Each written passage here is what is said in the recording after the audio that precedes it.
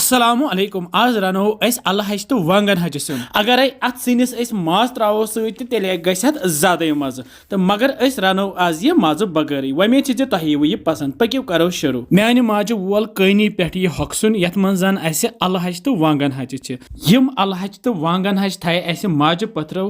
चरित करित यथ छान मज तो यम अलहच तो वांगन हच अस थमच हरुद युथी हखनयत करित पश दड़स तल तो वन यह वंदस मज पत इस्तेमाल करान मेन्यू यह रसुर हूँ आब तो यम अलहच तो वांगन हच त्रायस ये रसरिस आबस मज तो अत थो पे ढकन तो थो 10-15 मिनटन ये कन युत काल यम थोड़ा सा नरम गसान तो अमि पत छलोक असिम बेय तत आब सत अत आसान सो शहलुन हूँ ये तत आब सल सह सोरे तो अमि पत फ्यानो यथ आब तो यह करहन खुशिक तो यपर मे यथ गैसस पे लोगमुत लेद्रे आब तो ये लेद्रे आबस मज त्रो यम अलहच तो वांगन हच तो अमि पत दिमो अलहचन तो वांगन हचन फकर ये लेद्रे आबस मज यमन अलहचन तो वांगन हचन दिमो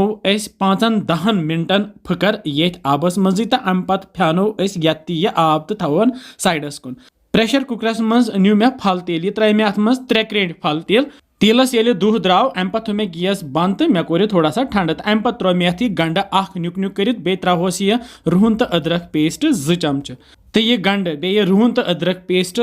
तलहन ये तेलस मज युत काल यह लाइट ब्राउन गस यह ज्यादा जालुन कह तल मे गैस थोमुत लोत तो लथसी पे करहन कैंसन मिनटन तैयार तो कह मिनट गस्ती त्रो यम अलहच तो वांगन हच ये गंड सती तैयार थोमुत गोथ कर तो यम अलहच तो वांगन हच यथ मज त्रयित दिमो यमन तलिन यमन दिमो तुत काल तलिन युत काल यम थोड़ा सा ब्राउन ही गसन लाइट ब्राउन ही गसन ज्यादा जाल होक न कह तो असल पे यमन तलिन लगित दिम बह यमन फ्युर अत सती क्या अत सती फ्युर दिन पे फटान कह गसान रोजन सोबत मे नूडल ही बनान तो वारिया असल सुन यह वंदस मज खेन तो ये त्रो